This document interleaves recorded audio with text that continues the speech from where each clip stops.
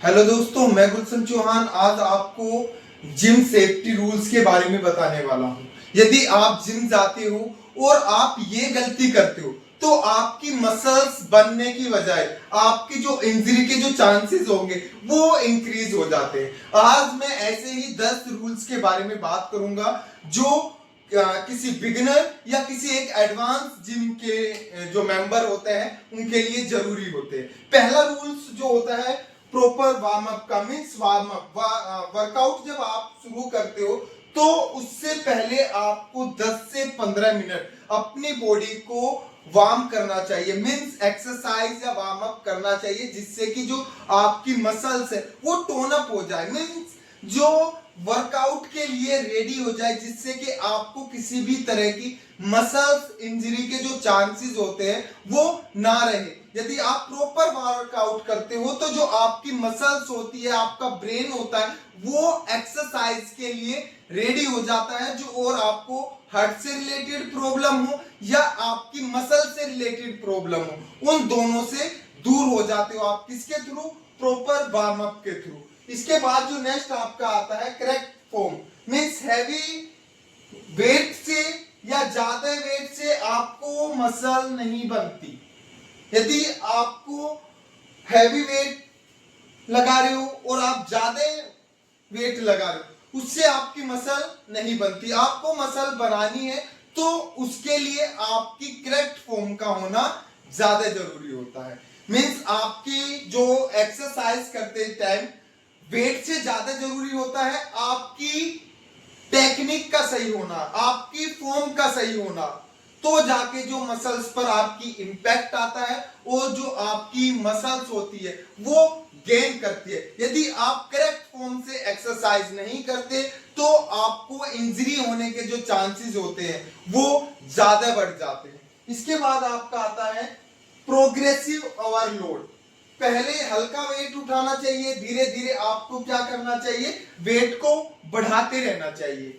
Means आप जब exercise करते हो तो आपको स्टार्टिंग में ही आपको जो वेट है वो हैवी लेके नहीं चलना, आपको धीरे धीरे क्या है उसे इंक्रीज करना है। और आपको वेट को इंक्रीज करने के आपके दो मेथड होते हैं, एक होता है लाइन मेथड, दूसरा होता है आपका स्टेयरकेस मेथड। लाइन मेथड में क्या होता है कि आप वेट को डेली धीरे धीरे बढ़ाते हो, लेकिन जो स्टेयरकेस मेथड होता है उसमें क्या होता है कि आप एक वीक एक वेट पे रहते हो, अगले वीक आप हल्का सा वेट बढ़ाते हो, फिर उस पे मेंटेन रखोगे पूरा वीक, फिर हल्का वेट बढ़ाते हो, फिर पूरा वीक उसे मेंटेन रखोगे और फिर क्या करते हो? हल्का वेट बढ़ा देते हो। जो आपका सबसे अच्छा मेथड माना जाता है जो लाइन मेथड है, जिसमें आप डे टू डे वेट बढ़ा रहे हो, वो एक टाइम पर तो आपका गेन करता है, मींस आपका वेट बढ़ता जाता है, आपका जो स्ट्रेंथ है मसल्स की वो बढ़ती चली जाएगी, लेकिन कुछ समय बाद क्या होगा? वो डाउन होना स्टार्ट कर देती है। लेकिन जो आपका स्टेयरकेस मेथड होता है वो आपकी जो स्ट्रेंथ है उसे बूस्ट ही करता रहता है, जो आपका डाउनफॉल आने के जो चांसेस होते हैं वो बहुत कम होते हैं। इसके बाद आपका आता है सपोर्टर। जब आप हैवी वेट से एक्सरसाइज करते हो उस टाइम पर आपको कोई सपोर्टर रखने की जो होती है वो जरूरत काफी ज्यादा होती है। बिना सपोर्टर के हमें हैवी एक्सरसाइज या हैवी वेट एक्सरसाइज नहीं करनी चाहिए। इसके बाद आता है आपका हाइड्रेशन। वर्कआउट से पहले, वर्कआउट के बीच में और वर्कआउट के बाद हमें तीनों टाइम पर अपनी बॉडी को हाइड्रेट रखना है, मींस डिहाइड्रेशन से बचना है। जितना हम हाइड्रेट रहेंगे उतनी जो हमारी स्ट्रेंथ होगी वो मेंटेन रहेगी और हम ज्यादा से ज्यादा पावर लगा पाएंगे। इसके जो आपको हाइड्रेट रहने के फायदे और ज्यादा भी होते हैं, मींस आपको जो हार्ट है वो पंप करेगा, आपका ब्रेन अच्छे से फंक्शनिंग कर पाएगा, जिसके कारण जो आप वेट है उसे अच्छे से लगा पाओगे और कोई भी सीरियस इंजरी से बचे रहोगे। इसके बाद आता है इक्विपमेंट चेक। वर्कआउट से पहले आपको, जब भी आप कोई मशीन से एक्सरसाइज करने जाते हो तो सबसे पहले आपको मशीन के केबल, वेट, रोड ये सभी चेक कर लेनी चाहिए, क्योंकि यदि वो डैमेज होंगे तो आपको इंजरी होने के जो चांसेस होते हैं वो बढ़ जाते हैं या आपको इंजरी हो सकती है।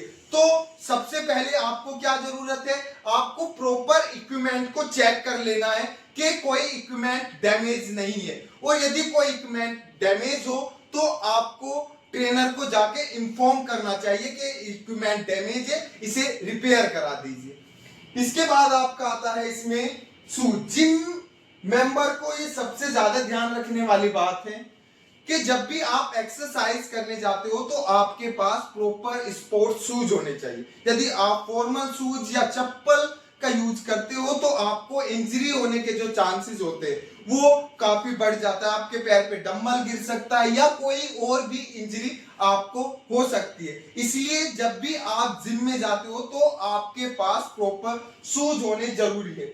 इसके बाद आती है क्लीननेस।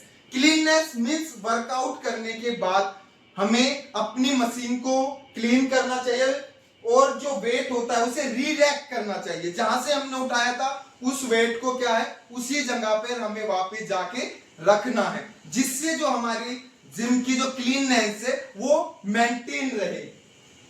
रेस्ट, मसल्स को ग्रो करने के लिए जितना ज्यादा एक्सरसाइज जरूरी है उतनी ही ज्यादा आपके लिए रेस्ट जरूरी है।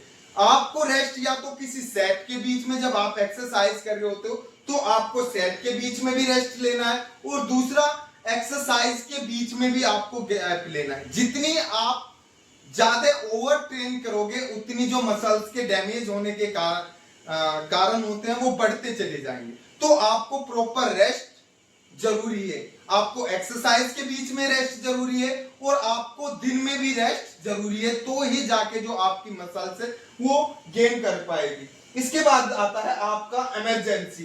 इमरजेंसी आपकी जिम में जो इक्विपमेंट होते हैं वो होना जरूरी होते हैं, जैसे आपके फायर के लिए या आपके इमरजेंसी गेट होता है जो कोई, और इसके बाद जो आपका आता है फर्स्ट एड बॉक्स भी आपकी जिम में होना जरूरी है। ये आप जब रूल्स देखोगे तो जाके आपको लगेगा कि आप अच्छे से जिम कर रहे हो।